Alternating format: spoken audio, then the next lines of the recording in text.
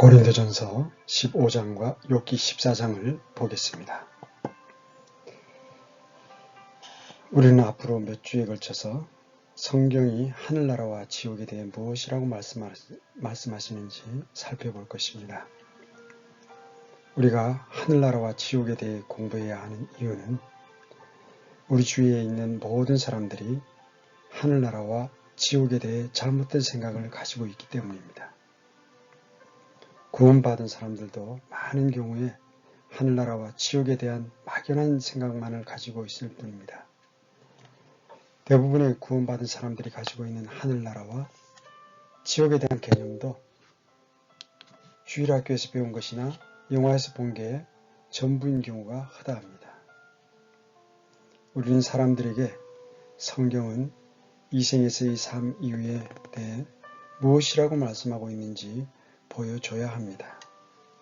이상하게도 성경은 하늘나라보다는 지옥에 대해 더 많은 것을 말씀하고 있습니다.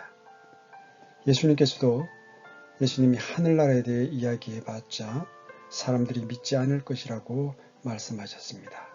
요한복음 3장 12절의 말씀입니다. 내가 땅의 것들을 너희에게 말하여도 너희가 믿지 아니하거든 내가 하늘의 것들을 너희에게 말하면 어떻게 너희가 믿겠느냐. 우리는 이번 시간과 다음 시간을 통해서 성경은 우리의 유한한 몸을 넘어선 영원한 생명에 대해 무엇이라고 말씀하시는지 살펴볼 것입니다. 성경은 이 문제에 있어서 매우 분명합니다. 욥기서 14장 10절입니다.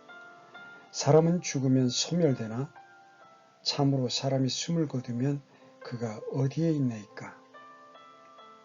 이것은 위대한 질문일 뿐만 아니라 매우 자세한 교리를 담고 있는 구절이기도 합니다. 첫째로 살펴볼 것은 이 구절에서 하고 있는 질문입니다. 사람이 죽으면 그가 어디에 있나이까.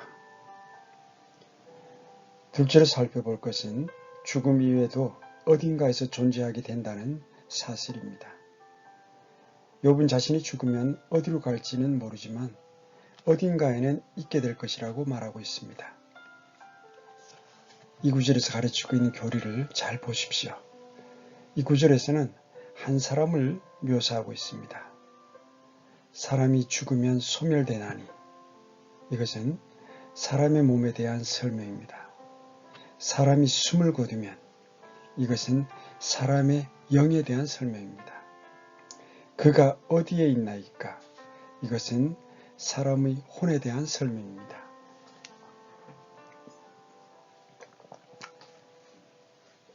여러분이 죽으면 여러분의 몸은 소멸되어 버립니다. 사람이 숨인 영은 그것을 주신 하나님께로 돌아갑니다. 그리고 나면 여러분은 어디에 있게 됩니까?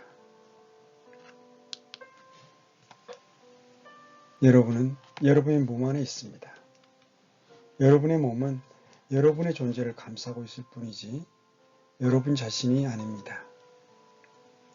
여러분 자신은 여러분 몸 안에 있습니다. 여러분들의 몸은 여러분들이 일시적으로 거주하는 집일 뿐입니다. 여러분 그 일시적인 거주 공간 안에 거하고 있는 존재인 것입니다. 저는 지금 여러분들의 살과 뼈에 대해 이야기하고 있는 게 아닙니다. 저는 지금 여러분들의 몸 안에 있는 존재에 대해 이야기하고 있는 것입니다.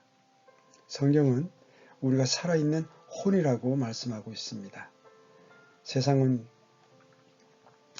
우리가 사라져버릴 우리 육신의 모든 관심을 쏟게 합니다. 그러나 우리 안에서 우리를 살아있는 존재로 만드는 숨을 하나님께서 거두어 가시고 나서 우리 몸이 소멸되고 나면 우리는 어디에 있게 되겠습니까? 여러분들은 죽음 이후에 여러분이 어디에 있게 될지 알고 계십니까?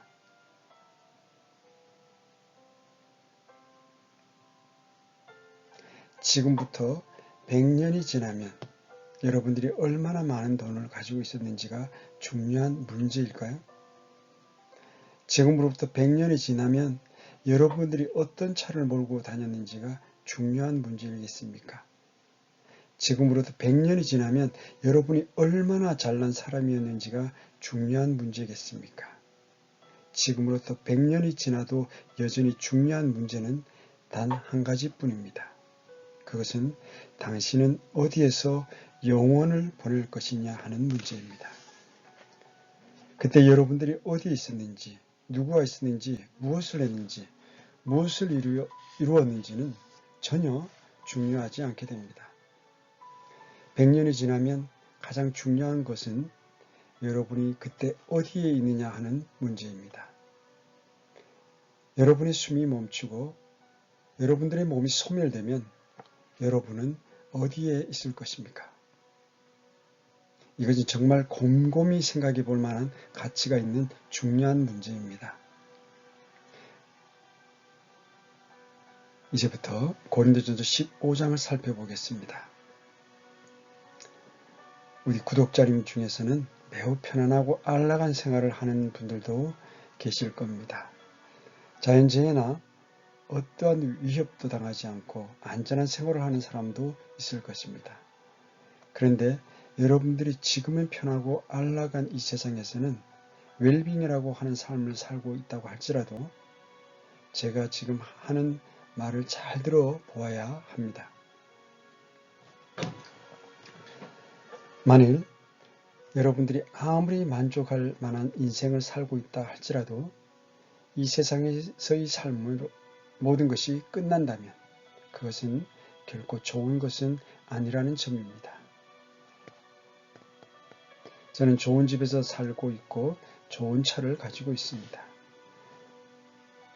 저는 감사하게도 좋은 가족과 함께 살고 있고 좋은 교회에 다니고 있습니다.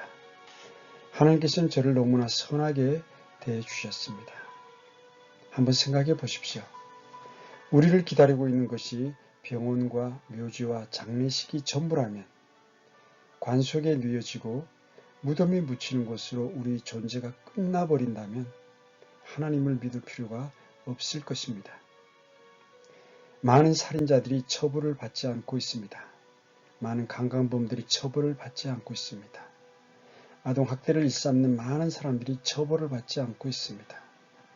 만일 이 세상에서의 삶이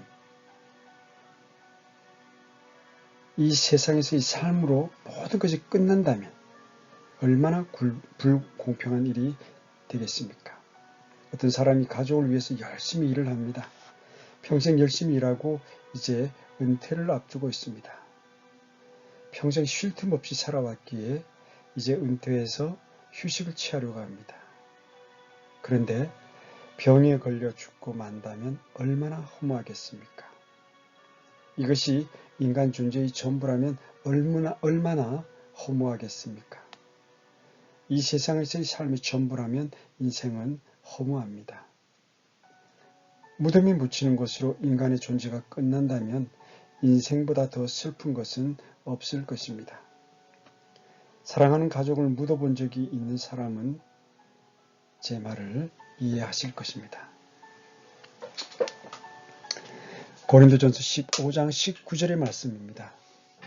만일 우리가 이 세상 삶을 사는 동안에만 그리스도 안에서 소망을 갖는다면 모든 사람들 가운데 우리가 가장 비참한 자니라. 한번 생각해 보십시오. 우리가 가장 비참한 사람들이라는 것이 무슨 말이겠습니까? 만일 하늘나라가 존재하지 않는다면 우리에게는 어떠한 소망도 없습니다. 만일 하나님께서 우리 눈에서 눈물을 씻어주지 않으신다면 우리에게는 어떠한 소망도 없습니다. 그런데 왜 성경은 이러한 것이 없으면 우리가 가장 비참한 사람이라고 말씀하는 것입니까? 이 세상 사람들은 현재의 삶을 즐기며 살아갑니다. 육신을 즐겁게 하며 살아갑니다. 그러나 그리스도인들은 자신을 즐겁게 하기 위해 살지 않습니다. 주님과 내세에서의 영광을 위해 절제하며 살아갑니다. 그러나 이 세상에서의 삶으로 모든 것이 끝난다면 우리는 절제하며 살 필요가 없습니다. 만일 이 세상에서의 삶으로 우리 존재가 끝이 난다면 우리는 먹고 마시고 유흥을 즐기며 사는 게 나을 것입니다. 성경은 정직한 책입니다.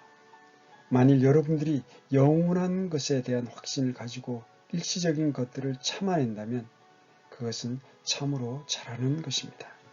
그러나 만일 영혼이 없다면 여러분들이 그리스도인으로서 사는 삶은 헛된 것입니다. 성경은 지금 이러한 젊음을 지적하고 있습니다. 생각해 보십시오. 저는 영혼이 있다고 믿습니다. 저는 부활이 있고 하늘나라가 존재한다고 믿습니다. 만일 제가 그러한 것이 있다고 믿지 않는다면 저는 돈을 벌기 위해 책이나 팔고 설교 테이프나 팔아먹고 있는 사람일 뿐입니다. 제가 하는 일들은 아무런 유익이 없는 일들일 뿐일 것입니다.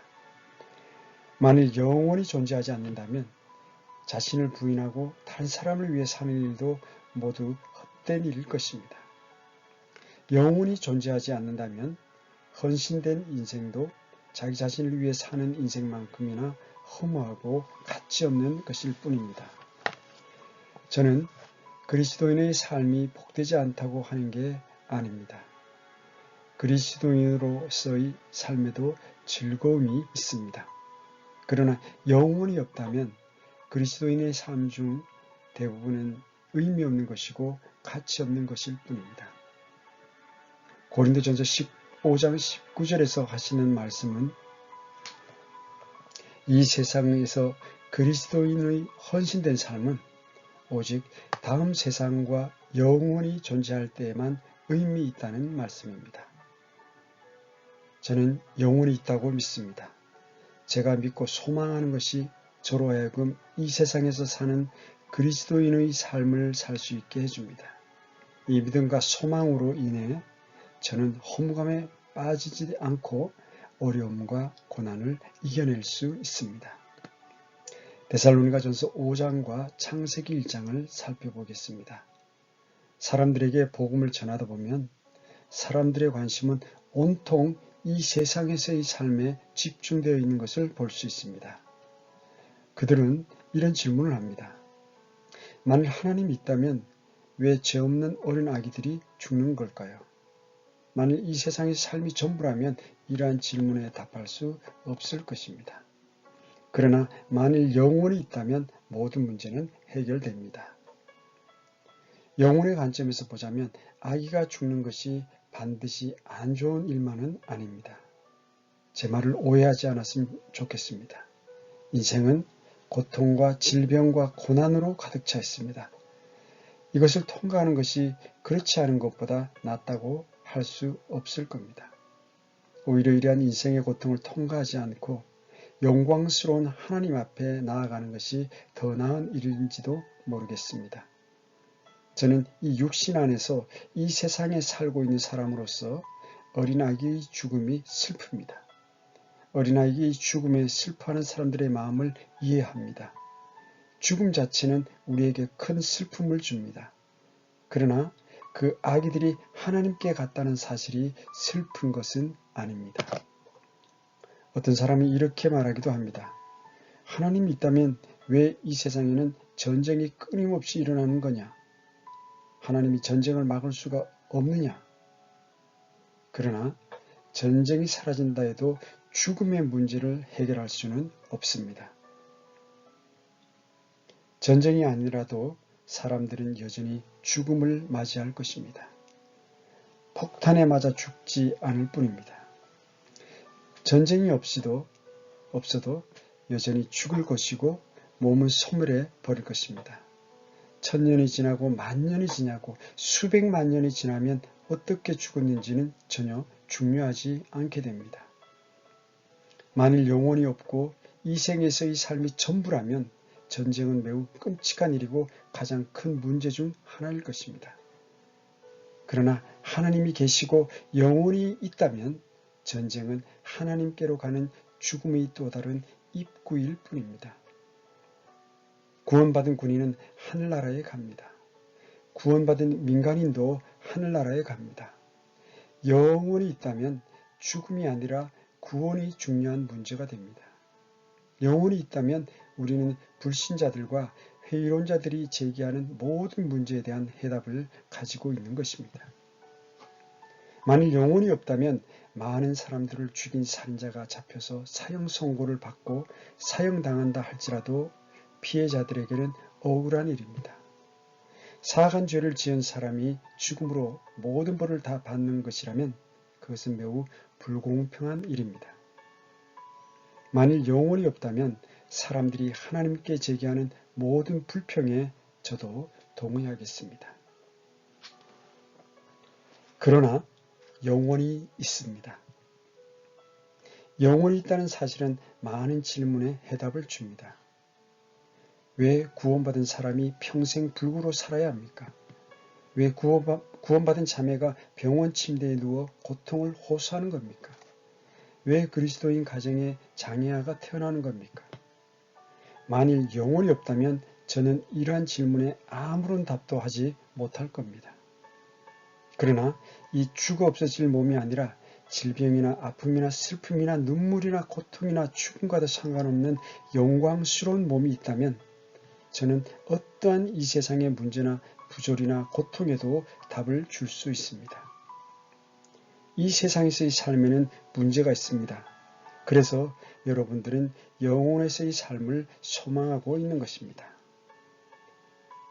데살로니가전서 5장 23절의 말씀입니다. 평강의 바로 그 하나님께서 너희를 온전하게 거룩히 구별하시기를 원하노라. 내가 하나님께 기도하여 너희 온 영과 혼과 몸을 우리 주 예수 그리스도께서 오실 때까지 흠없이 보존해 주시기를 구하노라. 하나님의 말씀과 사람의 생각이 얼마나 다른지 보입니까? 사람들은 항상 몸을 먼저 생각합니다. 사람들은 건강이나 외모 등 껍데기인 육신을 먼저 생각합니다. 그러나 하나님은 몸을 가장 뒤에 두셨습니다. 우리의 욕망은 몸에 대한 것으로 가득 차 있습니다. 그러나 성경은 영을 리스트에 가장 앞에 두고 있습니다. 성경에서 관심을 가지고 있는 것은 영이 먼저고 그 다음이 혼이고 그 뒤에 몸입니다. 성경 예수 그리스도에서 오실 때까지 우리의 영이 거룩히 구별되고 혼이 거룩히 구별되고 몸이 거룩히 구별되기를 원한다고 말씀하고 있습니다. 이것은 세 사람이 아닌 한 사람에 대한 묘사입니다. 여러분은 영과 혼과 몸으로 구성되어 있습니다. 영, 혼, 몸은 여러분의 세 요소입니다. 이 세 요소가 하나의 인간을 구성합니다. 이것이 잘 이해되지 않는다 해도 좋습니다. 성경은 우리가 이것을 이해해야 한다고 말씀하지 않습니다. 저는 지금 숨을 쉬고 있습니다. 그러나 저는 제가 숨쉬고 있다는 사실을 전혀 의식하지 않습니다. 저는 지금 제 호흡기관에 대해 생각하지 않습니다. 숨을 쉬기 위해 호흡기관의 구조와 역할을 모두 이해해야 하는 것도 아닙니다. 제가 어떻게 숨을 쉬는지 이해하지 못해도 숨 쉬는 데에는 전혀 문제가 없습니다. 온전히 이해하지 못해도 믿고 신뢰할 수 있습니다. 이 건물이 얼마나 튼튼한지 알지 못하지만 신뢰하고 그 위에 서 있을 수는 있습니다. 저는 성경이 진리라는 사실을 믿습니다. 그러나 저는 성경의 많은 부분을 이해하지 못하고 입증할 수도 없습니다. 사실 우리가 입증할 수 있는 것은 매우 적습니다. 우리는 이 세상에서 살아가지만 우리가 입증할 수 있는 것은 매우 제한적입니다. 어떤 음식물은 겉에 성인에게 하루 필요한 철분 중 12%를 함유하고 있다고 적혀 있습니다. 그러나 그것이 정말 그러한지 입증할 수 없는 경우가 많습니다. 어떤 음식물은 사람에게 좋다고 합니다. 그게 좋은지 어떻게 아느냐 하고 하니 그 음식물의 겉에 그렇게 쓰여있기 때문이라고 합니다. 사람들이 무엇인가를 입증하는 방식은 대개 이런 식입니다. 우리는 이 세상을 살아가면서 우리가 입증할 수도 없고 온전히 이해할 수도 없는 것을 믿고 있는 경우가 매우 많습니다.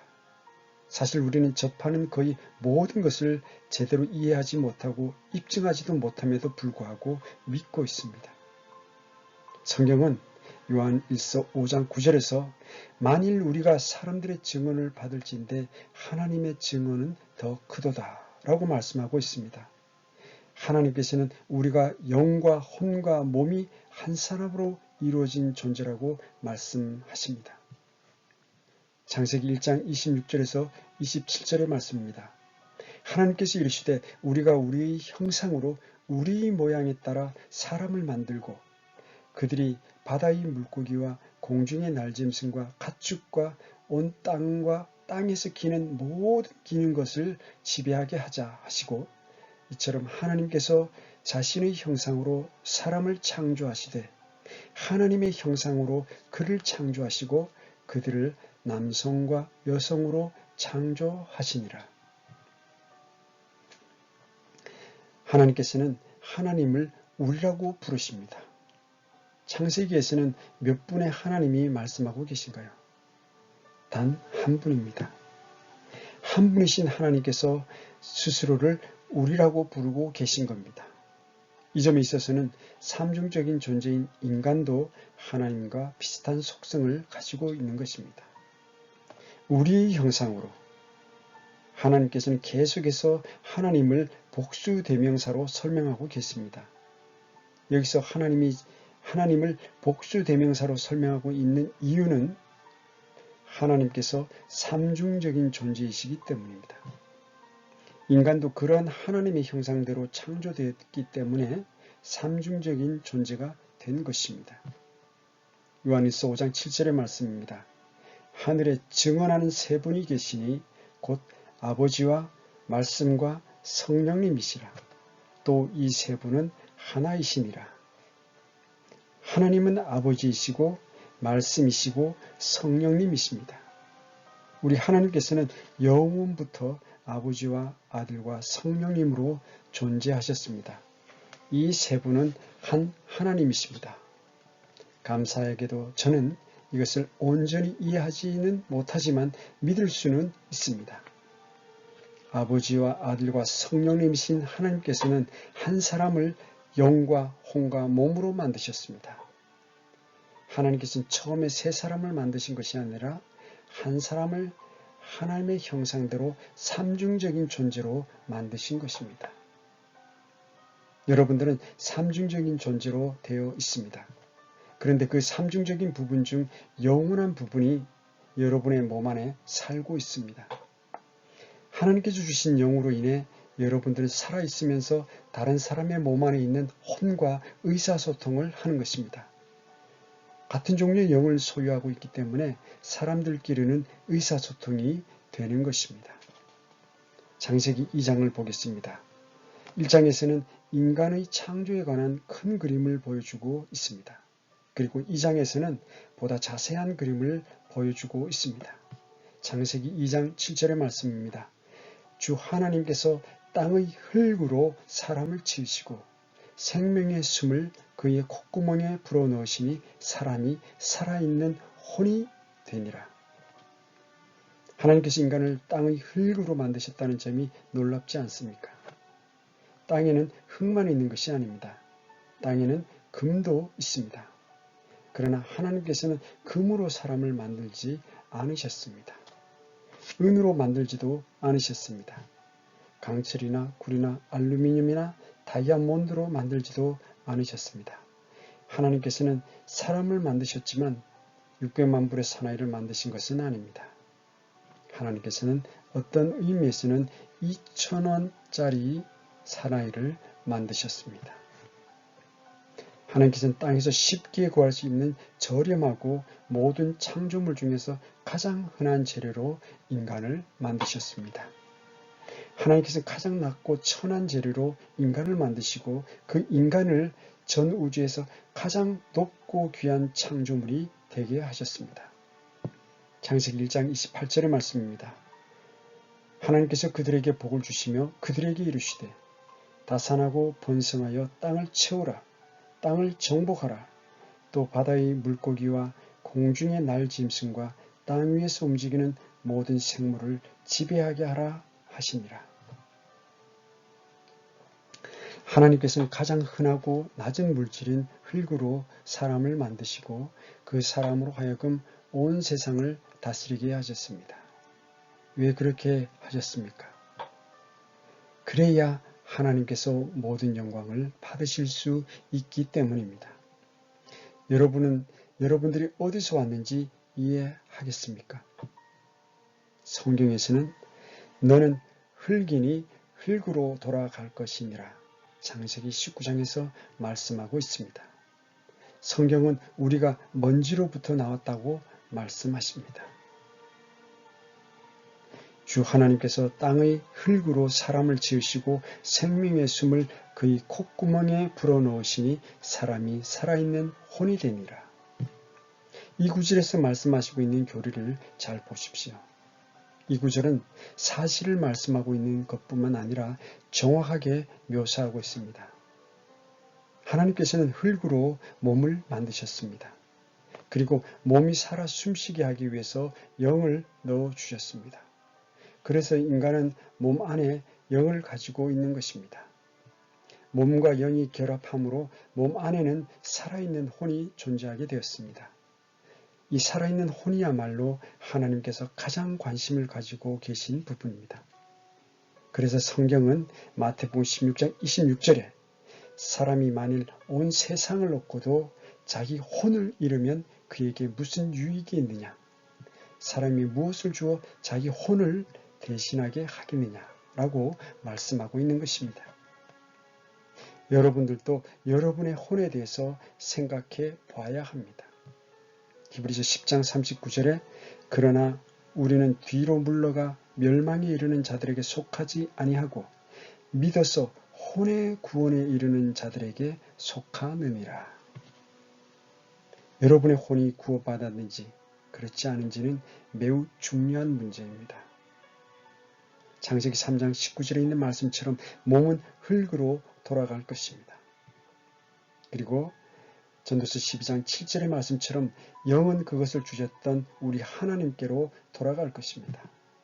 사람이 죽으면 숨이 멈추고 영이 떠나가면 몸이 소멸되면 그리고 나면 그 사람은 어디에 있습니까? 어디에 있습니까? 그 몸 안에 있던 그 사람의 존재는 어디로 갔습니까? 저는 어떤 젊은 그리스도인에게 한 묘비를 보여준 적이 있습니다. 그 묘비는 큰 공동묘지 안에 있던 것인데 꽤 큰 무덤의 묘비였습니다. 그 묘비에는 이름도 없었고 날짜도 없었습니다. 그 묘비에 기록된 유일한 말은 이것이었습니다. 당신의 혼은 구원받았습니까? 그 무덤에 묻힌 사람이 누구인지는 모르지만 그 사람은 분명히 한 가지 사실을 알고 있었습니다. 사람이 태어나고 죽는 것보다 더 중요한 사실이 있다는 것을 그는 알고 있었던 것입니다. 가장 중요한 것은 혼이 구원받았는가 하는 문제입니다. 이제 우리는 신약 성경을 통해서 여러분들이 여러분의 몸 안에 살고 있다는 사실을 살펴보도록 하겠습니다. 여러분은 여러분의 몸 안에 있습니다. TV나 잡지를 통해서 세상이 하는 말은 모두 잊어버리십시오. 세상은 여러분의 몸이 바로 여러분 자신이라고 말합니다. 세상은 항상 몸에 대해 이야기하고 우리의 관심을 몸과 육신에 집중시키려고 합니다. 그러나 몸은 우리 자신이 아닙니다. 빌립보서 1장 21절입니다. 내게는 사는 것이 그리스도시요 죽는 것이 이득이니라. 만일 이 생에서의 삶이 전부라면 이런 고백을 할 수는 없을 것입니다. 사도 바울은 훌륭한 그리스도인의 삶을 살았습니다. 그러나 그는 그러한 삶을 사는 것보다 죽어서 하늘나라에 가는 것을 원했습니다. 그리스도인으로서 보다 나은 육체를 얻게 되는 것을 소망하는 것은 전혀 잘못된 일이 아닙니다. 황금길을 걷기를 소망하는 것도 문제가 없습니다. 어린 양께서 친히 빛이 되어 주셔서 더 이상 정기세를 걱정하지 않아도 되는 곳을 동경하는 것은 전혀 문제가 없습니다. 그런 것을 바란다고 해서 주님에 대한 사랑을 포기하는 게 아닙니다. 그러한 것을 소망한다고 해서 육신적인 게 아닙니다. 왜냐하면 그러한 것들은 모두 성경에 기록된 약속이기 때문입니다. 성경에서 약속하신 것을 바라는 것은 육신적인 게 아니라 영적인 것입니다. 빌립보서 1장 22절의 말씀입니다. 그러나 내가 육체 안에 산다면 이것이 내 수고의 열매임이라. 그럼에도 내가 무엇을 택할지 알지 못하노니. 사도 바울은 자신이 육체 안에 살고 있다고 말하고 있습니다. 이것은 자신이 육신적으로 살고 있다는 의미가 아닙니다. 육신적으로 사는 것은 잘못된 것이지만 육신 안에 사는 것은 잘못이 아닙니다. 우리는 모두 육체 안에 살고 있습니다. 다만 우리는 그리스도인으로서 육신적으로 살지 않으려고 할 뿐입니다. 우리는 육신에 속한 것을 추구하며 살지 않습니다. 우리는 우리 몸을 이용할 뿐입니다. 우리의 영은 우리의 눈을 이용해서 다른 사람과 소통합니다. 우리는 다른 사람과 대화를 나눌 때 그 사람 자체를 보는 것이 아니라 그 사람의 육신을 보고 있을 뿐입니다. 저는 제 몸 안에 있습니다. 여러분들은 여러분의 몸 안에 있습니다. 제 혼이 떠나게 되면 제 몸은 이곳에 있어도 저는 이곳에 없는 것입니다. 진정한 진짜 저는 저의 몸이 아니라 몸 안에 있습니다. 고린도후서 5장 1절에서 6절을 보겠습니다. 이 구절들은 우리가 살펴보고 있는 주제를 매우 분명하게 보여줍니다. 만일 땅에 있는 우리의 이 장막집이 해체되면 하나님의 건물, 곧 손으로 지은 집이 아니요 하늘들에 있는 영원한 집이 우리에게 있는 줄 우리가 아느니라. 우리가 이 장막에서 신음하며 하늘로부터 오는 우리 집으로 옷 입기를 간절히 원하노니 우리가 옷 입고 있으면 벌거벗은 채 드러나지 아니하리라. 이 장막에 있는 우리가 짐을 진 채 신음하는 것은 벗고자 함이 아니요 입고자 함이니 이것은 죽을 것이 생명에게 삼켜지게 하려 함이라. 그런데 바로 그 일을 위하여 우리를 다듬으시고 또한 우리에게 성령을 보증으로 주신 분은 하나님이시니라. 그러므로 우리가 항상 확신에 차서 우리가 몸 안에서 집에 거하는 동안에는 주에게서 떨어져 있는 줄을 아노니. 우리가 아느니라. 구원받은 사람들, 그리스도인들은 알고 있습니다. 이 장막은 우리의 몸을 말하는 것입니다. 이 본문을 통해서 성경이 말씀하고 있는 것은 일시적이고 유한하고 썩어 없어질 우리 몸에 관한 것입니다. 이 본문에서는 우리의 몸을 무엇이라고 부르고 있습니까? 1절에서는 땅에 있는 집이라고 부릅니다. 2절과 4절에서는 장막이라고 부릅니다. 진짜 여러분 자신이 일시적으로 몸 안에 거하고 있는 것입니다. 여러분이 얼마나 많은 돈을 가지고 있건 얼마나 많이 배웠고 얼마나 훌륭한 그리스도인이건 얼마나 좋은 교회에 다니건 상관없이 여러분이 살고 있는 그 몸은 여러분에게 고난을 줄 것입니다. 그 고난은 육신적인 고통일 수도 있고 정신적인 상처일 수도 있고 영적 투쟁일 수도 있습니다.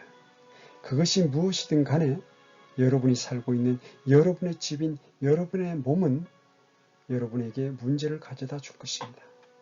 그러나 감사하게도 주님께서는 어느 날 우리가 이사를 가게 될 것이라고 말씀하셨습니다. 구독자님들 중에는 창문이 깨진 집에 사는 사람도 있을 테고 지붕이 새는 집에 사는 사람도 있을 겁니다. 기둥이 주저앉은 집에 사는 사람도 있을 수 있습니다. 아직 10대라면 제가 말하는 것이 와닿지 않을 것입니다. 그러나 청소년도 나이가 들면 이러한 얘기가 가슴에 와 닿게 됩니다. 솔직하게 생각해 보십시오. 여러분들이 70세나 80세가 되었는데 영혼에 대해 아무런 소망도 없다면 날마다 사는 것이 얼마나 힘들겠습니까? 하루가 지날수록 절망만 커질 것입니다. 영혼에 대한 소망이 없다면 무엇을 소망으로 삼을 수 있겠습니까? 여러분은 몸 안에서 계속 거주할 수 있는 것이 아닙니다. 언젠가 여러분은 그 몸에서 나오셔야 합니다. 육신의 장막집을 버리고 이사를 가야 합니다. 여러분은 영원한 생명을 소유할 수 있고 영광스러운 몸을 얻게 될 수도 있고 하늘나라에 있는 집을 가질 수도 있습니다. 히브리서 13장 3절입니다. 결박 중에 있는 자들을 기억하되 그들과 함께 결박당한 것 같이 기억하고 너희도 몸 안에 있은즉 역경당하는 자들을 기억하라. 이 구절도 여러분은 몸 안에 있는 존재라고 말씀하고 있습니다. 갈라디아서 2장 20절입니다. 내가 그리스도와 함께 십자가에 못 박혀 있으나 그럼에도 불구하고 사노라. 그러나 내가 아니요 그리스도께서 내 안에 사시느니라. 나는 지금 내가 육체 안에서 사는 삶을 나를 사랑하사 나를 위해 자신을 주신 하나님의 아들의 믿음으로 사노라. 여러분은 여러분의 몸 안에 있습니다. 여러분은 육신 안에 살고 있지만 육신적으로 살지 않을 수 있습니다. 더욱 놀라운 사실은 우리가 나중에 살펴볼 것이지만 예수 그리스도께서 성령님을 통해 여러분의 집으로 이사를 오셨다는 점입니다. 그리고 어느 날 여러분이 여러분의 일시적인 집인 몸을 떠나 영원한 집으로 이사하게 될 것이라고 약속하셨습니다. 이것이 바로 우리가 가지고 있는 소망입니다. 우리는 이러한 사실을 세상에 전해야 합니다. 모든 종교가 다 같다고 말하는 사람이 있습니다. 그러나 단 한 번의 인생을 산다고 말하는 종교와 윤회한다고 말하는 종교가 같을 수는 없습니다. 저는 환생하기를 원하지 않습니다. 이러한 인생을 다시 살고 싶지 않습니다. 지금보다 더 나은 삶을 살게 된다 할지라도 다시 인생을 살고 싶은 생각이 없습니다. 제 소망은 다시 인생을 살면서 윤회의 수레바퀴에서 또 다른 기회를 얻는 게 아닙니다. 제 소망은 이 육신의 장막을 영원히 벗어나 주님의 기쁨 가운데 참여하는 것입니다. 이러한 기쁨이 오늘 이 방송에 함께하신 구독자님들과 그리고 사랑하는 형제 자매님들 가운데 충만히 임하시기를 간구합니다. 오늘도 귀한 시간에 함께해 주셔서 감사합니다. 평안하십시오. 감사합니다.